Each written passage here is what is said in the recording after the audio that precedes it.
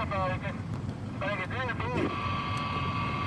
a jugar en el 43? Sí, vamos a seguir jugando en el 43, pero en este partido mis cosas no.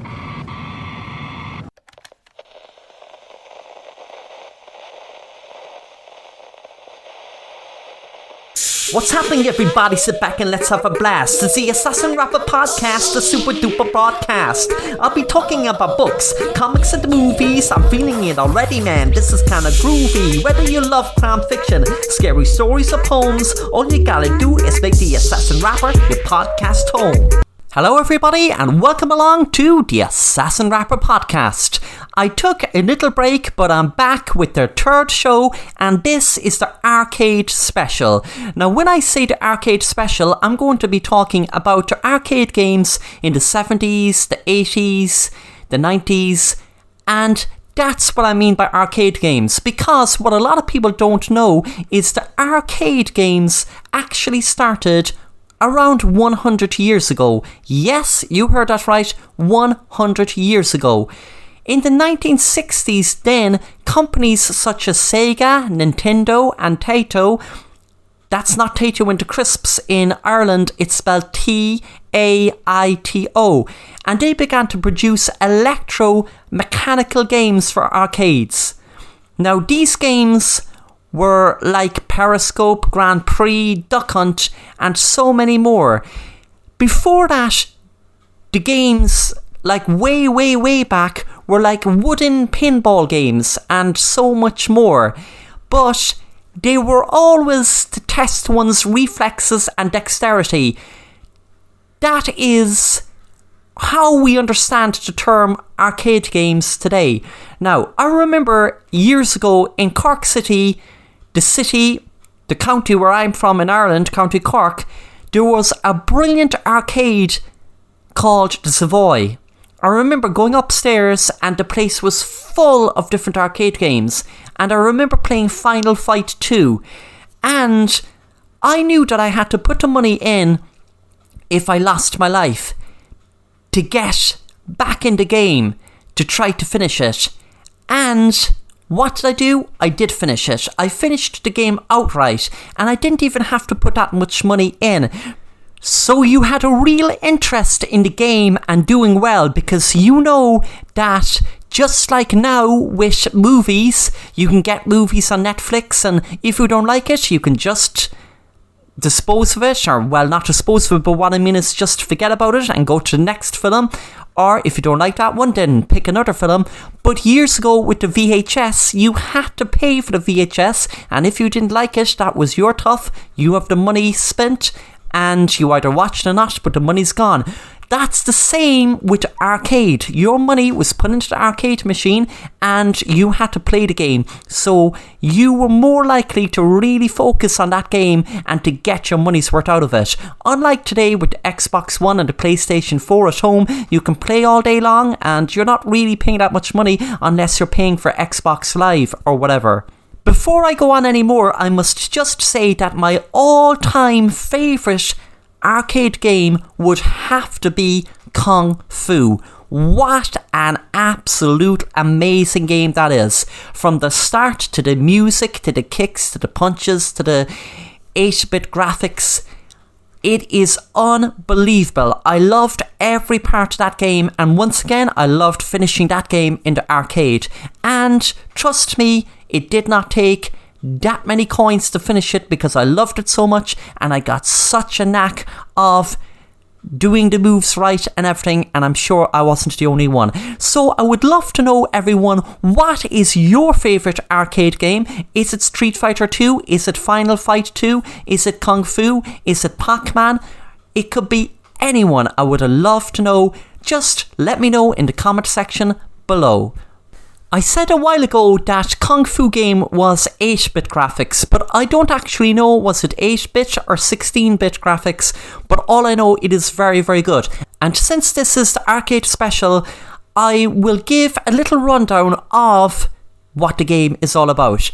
Okay, the player controls Thomas, who's the main character, with a 4-way joystick and 2 attack buttons, to punch and kick. Unlike more conventional side-scrolling games, the joystick is used not only to crouch, but also to jump, punch and kick. Now they can be performed from a standing, crouching or jumping position. This brought an awful lot of excitement to the game. I used to love this because you'd really be able to do it so easily with the joystick in the arcade centre, or the arcade, whatever you want to call it. Punches award more points than kicks and do more damage, but their range is shorter, so you'd want to be careful. It is not a simple game at all. It's just the more you play, the more you would get used to it. Now, the player encounters different types of opponents, including grippers who can grab Thomas and drain his energy until shaken off, knife throwers who can throw at 2 different heights and must be hit twice, and tom-toms, short fighters who can either grab Thomas or somersault to strike his head when he is crouching. On even-numbered floors, the player must also deal with falling balls and pots, snakes, poisonous moths, fire-breathing dragons, and even exploding confetti balls. So you can really get a gist of how awesome this game is. Kung Fu is the game I'm talking about, and if you have a chance of playing it, I would definitely advise you to. And a really good bit of news I have for you is if you Google Kung Fu arcade game free, the game is free online to play. Now, saying that, of course it won't have the full arcade experience because you don't have a joystick unless you have one attached to your laptop or PC. I don't know will that work even, but you can give it a go. You go to the Devil's Temple, which is the place you're doing all this fighting, and it has 5 floors, each ending with a different boss, described as Sons of the Devil. At the start of the game, in order to complete a floor, Thomas must connect with enough strikes to completely drain the boss's energy meter. He can then climb the stairs to the next floor. Thomas has a fixed time limit to complete each floor. And then, if the time runs out or his meter is completely drained, well then, you're cooked. The player loses 1 life and must replay the entire floor. But it is so enjoyable, you would not mind doing that. Upon completing a floor, the player receives bonus points for remaining time and energy. The boss of the 5th floor is Mr. X. Yes, he's the big dog, the leader of the gang that kidnapped Sylvia, Thomas's girlfriend. Once he is defeated, Thomas rescues Sylvia and the game restarts at a higher difficulty level, which even makes it more fun. Well, that's Kung Fu, everyone, and that is my number 1 arcade game. The number 2 one would have to be Final Fight 2, and Pac-Man is way up there too. I actually am going to get that really cool mini Pac-Man arcade in Smith's Toy Store. I'm going to get the small one, and I'm going to get the one that when you sit down you can play on the 17-inch screen, because it looks absolutely awesome. And you can get Space Invaders and Street Fighter 2, which would be really cool too.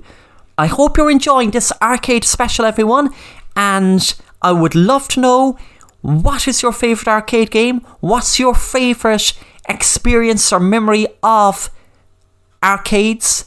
And you can comment below in the comment section. I would love to hear from you. And I want to also give a big shout out to a listener in New Zealand, Gary. That's Gary Cochran, who used to live in my town. He's actually living in New Zealand at the moment, and he's a regular listener to the Theassassinrapper podcast. How are you, Gary? I hope you're enjoying your weekend so far in New Zealand. And Gary told me that to mention Pit Fighter, which used to be in my local snooker club, and Gary said it used digitised actors well before Mortal Kombat and was made by Atari in 1990. It had 3 buttons and a joystick, and up to 3 players could play. That game was awesome, I bet, Gary, and I bet you had many times enjoying it, and I hope you're enjoying this podcast, and I hope everyone else listening is also. Now, let's get on to more arcade games down through the years. Let's see what were the most popular ones. People might be surprised at this, but let's take a look at the top 10 highest grossing arcade games of all time. Now, lots have been said about the greatest games from the golden age of arcades, but which ones had the most coins thrown into them? You might be surprised when I tell you. So just sit back, relax, and listen to the rest of the podcast for the top 10 highest grossing arcade games, and also, still to come, this week's crime fiction novel book review, which has a big emphasis on the gaming industry. Let me tell you the name of it. It is Jeffrey Deaver, The Never Game, and I can let you know now that it is a very good book. Jeffrey Deaver is one of my favourite crime writers, but we'll get to that in a sec. Right now, we're going to get into the top 10 highest grossing arcade games of all time. At number 10, there was Nintendo Donkey Kong. The cabinets sold were 132,000. Revenue by 1982 was $280 million. Inflation adjusted, $686,262,000. Now that is really good, and it is still only number 10. In at number 9 is Mortal Kombat from Midway. Cabinets sold 24,000. Revenue by 2002, $570 million. Inflation adjusted, $748,462,000. In at number 8, Mortal Kombat 2 by Midway. Cabinets sold 27,000. Revenue by 2002, $600 million. Inflation adjusted, $787,607,559. Number 7, Asteroids by Atari. Cabinets sold 100,000. Revenue by 1991, $800 million. Inflation adjusted, wait for it, $1,346,548,823. So this is big business. In at number 6 is Defender by Williams. Cabinets sold 60,000. Revenue by 1993, $1 billion. Inflation adjusted, $1,588,463,873. In at number 5 in the top 10 highest grossing arcade games of all time is NBA Jam, which is from Midway. There was 20,000 cabinets sold. The revenue by 1994 was $1,100,000,000. The inflation adjusted was $1,704,501,968. Number 4's game is Miss Pac-Man by Bally Midway. There was 125,000 cabinets sold. Revenue by 1987 was $1,200,000,000. Inflation adjusted, it came to $2,494,552,816. So these arcade games generated so much revenue. Street Fighter 2 Champion Edition is in at number 3. We're getting really close to number 1, and it sold 200,000 cabinets. And Street Fighter 2 sold 140,000. The revenue by 1995 was $2,312,000,000. The inflation adjusted was $3,582,553,228. Okay, there's just one more spot before we get to number one. Now, I have a feeling that a lot of you out there are going to guess which is number two and which is number one. Number two is, if you guessed Space Invaders, well, you would have guessed right. It is Space Invaders, and it's from Taito. And let me state once again, it's not Taito's, the crisps company from Ireland. It is spelled Taito. There was a whopping 360,000 cabinets sold, and the revenue by 1982 was $2,702,000,000, and the inflation adjusted was $6,612,228,000. As the saying goes, where would you be going without a bell in your bike? Now we are here. The top most coveted spot. Number one is Pac-Man by Namco. There is 400,000 cabinets sold. Revenue by 1990 is $3,500,000,000, and the inflation adjusted is $7,681,491,635. So there you have it, everyone.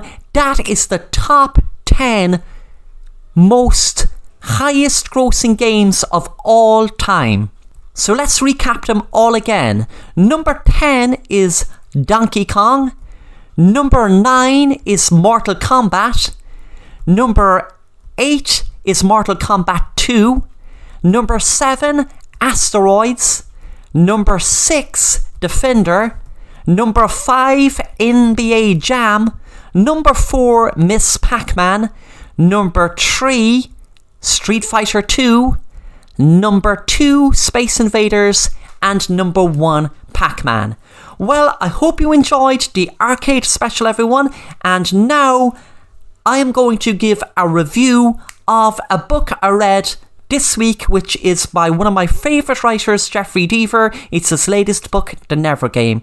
Now, this book is awesome. It mentions a game in it called Immersion, which is what it says. It immerses the player in the action.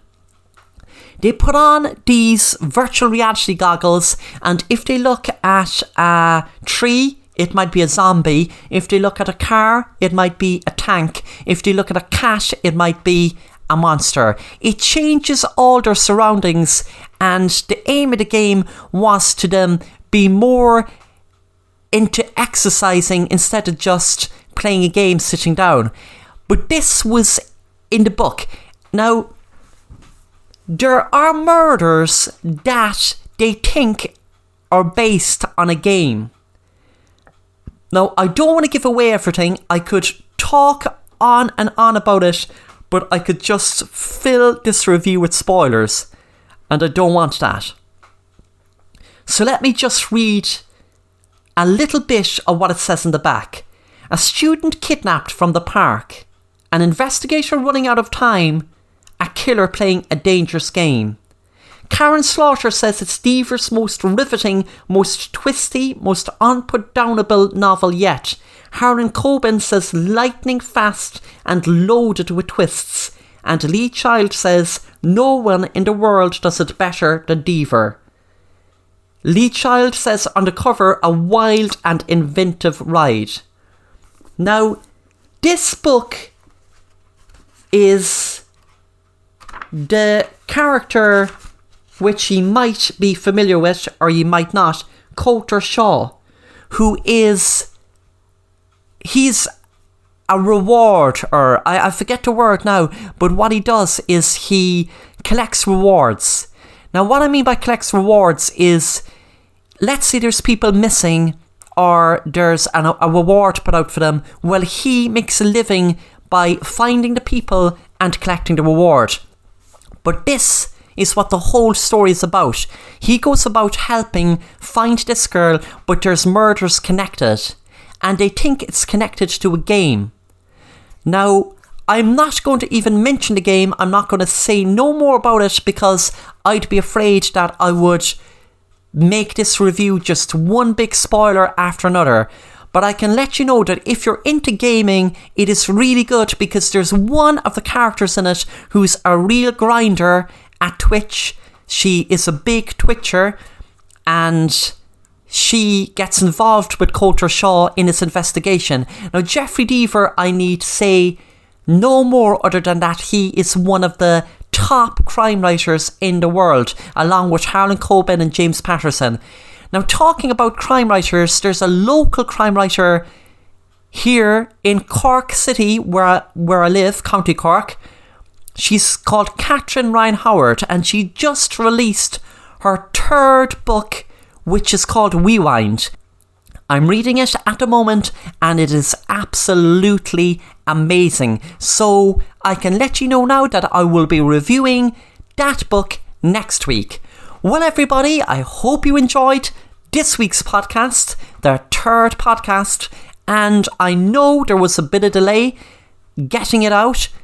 It has been probably 2 or 3 weeks that there was no podcast, but I will try to keep this podcast regular, and I hope ye are enjoying it. Please let me know in the comment section below if ye have any ideas or anything to say about tonight's podcast. I really enjoyed it, and I hope ye enjoyed it also. Now I am off to play one of my mini arcade games, which is absolutely awesome. It's called Bad Dudes, and it is about these two guys who are given the job to rescue the president against a load of ninjas. I don't have to say no more. That sounds awesome, and it is awesome.